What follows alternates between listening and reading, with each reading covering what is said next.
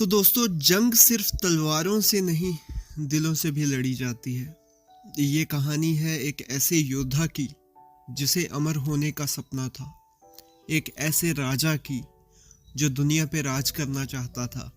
और एक ऐसे प्यार की जो एक शहर को बर्बाद कर गया। ट्रॉय एक शहर जहां मोहब्बत और वफादारी की कस्में खाई गई, लेकिन उसी शहर ने दोस्ती, विश्वास और परिवार को खो दिया। ये कहानी है अकिलीस की, एक अमर वीर जो अपने नाम के पीछे अमर होने का बोझ लेकर चला, और हेक्टर की, एक राजकुमार की जो अपने लोगों के लिए मौत से टकरा गया।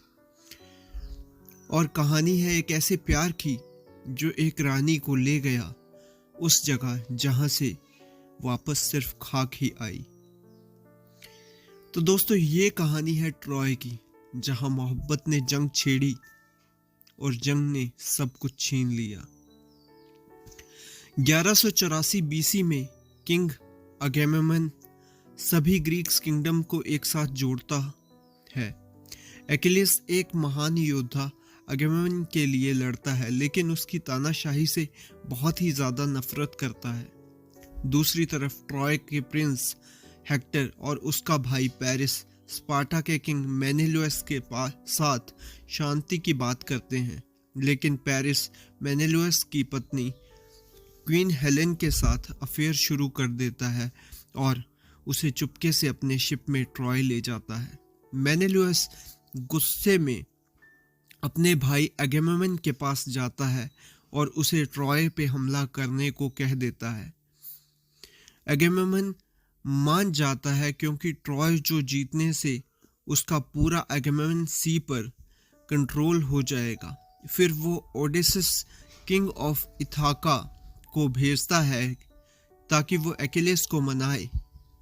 पहले तो अकिलीस मना करता है, लेकिन जब वो अपनी माँ थेटिस से पूछता है तो वो कहती है कि अगर तुम ट्रॉय जाओगे तो अमर हो जाओगे, लेकिन कभी घर नहीं लौट पाओगे।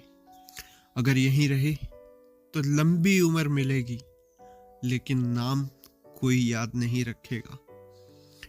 ट्रॉय में किंग प्रियाम हेलेन का स्वागत करता है जब हेक्टर और पेरिस वापस आते हैं और वो वार की तैयारी शुरू कर देते हैं। ग्रीक्स बीच पे अटैक करते हैं, जिसमें सबसे बड़ा हाथ होता है अकिलीस और उसकी मेरमिडस का। वो अपोलो के मंदिर को लूट लेता है और ब्रेसिस, जो पेरिस और हेक्टर की कजन होती है, को प्रिजनर बना लेता है। जब अगेमेम्नन ब्रेसिस को उससे छीन लेता है तो अकिलीस नाराज हो जाता है और सीज में मदद देने से मना कर देता है। ट्रॉय के पास 25,000 सोल्जर्स हैं। कुछ लोग डिप्लोमेसी की बात करते हैं, लेकिन पेरिस कहता है कि वो मेनेलुअस को हेलेन के लिए ड्यूल करेगा। दोनों सेनाएं ट्रॉय के बाहर मिलती हैं। पेरिस मेनेलुअस को कहता है कि अगर वो जीत गया तो हेलेन और ट्रॉय दोनों सेफ रहेंगे। अगेमेम्नन, जिसे वैसे भी सिटी चाहिए, ये बात मान लेता है। मेनेलुअस पेरिस को मारने ही वाला होता है कि जब हेक्टर मेनेलुअस को मार देता है, जो कि उनकी बात का उल्लंघन होता है। गुस्से में अगेमेम्नन पूरा अटैक का ऑर्डर दे देता है। हेक्टर एजेक्स को मार देता है और ग्रीक्स के हजारों सोल्जर्स मारे जाते हैं। अगेमेम्नन पीछे हट जाता है और ब्रेसिस को सोल्जर्स का हवाले कर देता है, लेकिन अकिलीस उसे बचा लेता है। उस रात ब्रेसिस अकिलीस को मारने आती है, लेकिन दोनों एक दूसरे से प्यार कर बैठते हैं। अकिलीस ट्रॉय छोड़ने का फैसला करता है, जिससे उसका कजन पेट्रोकुलस उदास हो जाता है। हेक्टर को मना करने के बावजूद प्रियाम उसे ग्रीक कैंप पे हमला करने को कहता है। बैटल में हेक्टर एक ऐसे वॉरियर से लड़ता है जो उसे अकिलीस लगता है, लेकिन हेलमेट हटाने पर पता चलता है कि वो पेट्रोकुलस था, जो कि अकिलीस का भाई था। हेक्टर उसे मार देता है। जब अकेलेस को ये पता चलता है तो वो बदले की आग में जल उठता है।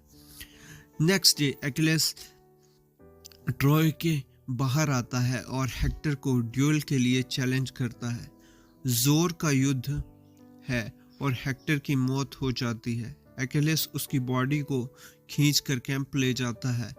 रात को किंग प्रियाम चुपके से कैंप में आता है और उसे हेक्टर का बॉडी वापस मांगता है। शर्मिंदा होकर अकेलेस एग्री करता है और ब्रेसेस को प्रियाम के साथ वापस भेज देता है। वो 12 दिन की शांति का वादा करता है ताकि हेक्टर को अंतिम संस्कार शांति से हो सके। एगेमेम्नन कहता है कि वो ट्रॉय किसी भी हालत में जीतेगा। तब ओडेसिस एक प्लान बनाता है। एक बड़े से लकड़ी के घोड़े में वो ग्रीक्स बीच छोड़ने का नाटक करते हैं और अपने शिप्स छुपा लेता है। प्रियाम घोड़े को सिटी में लेकर आता है। रात में ग्रीक्स घोड़े से निकलते हैं और गेट्स खोलते हैं और ट्रॉय पे अटैक कर देते हैं। ट्रोजन्स लड़ते हैं लेकिन हार जाते हैं। लोग मारे जाते हैं या गुलाम बना लिए जाते हैं। एंड्रोमेचे और हेलेन सर्वाइवर्स को टनल के थ्रू भगाते हैं। पेरिस स्वॉर्ड ऑफ ट्राय एनियस को देता है और कहता है कि ट्रोजन्स के लिए नया घर ढूंढो। पैलेस में फाइट चालू होती है। ग्लोकस फाइनल स्टैंड लेता है लेकिन सब मारे जाते हैं। एगेमेम्नन प्रियाम को मार देता है और ब्रेसेस को पकड़ लेता है। ब्रेसेस चुपके से उसे मार देती है। अकेलेस ब्रेसेस को बचा लेता है लेकिन पेरिस एक तीर उसके हील में और फिर बॉडी में मार देता है। ब्रेसेस को देखते हुए अकेलेस एरो निकालता है पर हील वाला तीर रह जाता है और उसी की मौत उसी से हो जाती है। आखिर में ओडेसिस अकेलेस को अंतिम संस्कार देता है। एक अमर योद्धा के लिए एक अमर विदाई। तो दोस्तों मूवी काफ़ी अच्छी थी और जब मैंने देखी थी तो it was one of the most emotional movies. जब आप इसमें ब्रैड पिट को एक्टिंग करते हुए देखेंगे तब आपको बहुत ही अच्छा लगेगा। शायद ब्रैड पिट की 2 या 3 मूवीज़ में से सबसे बेस्ट मूवीज़ में गिनी जाती है ये। एक तो शायद फाइट क्लब थी, तो ये मूवी भी उन्हीं मूवीज़ में से एक है। तो ज़रूर देखिए अगर देख सकते हैं तो। ये था मेरा रिव्यू। मैं मिलता हूँ आपसे किसी और वीडियो में किसी और रिव्यू के साथ। तब तक के लिए बाय।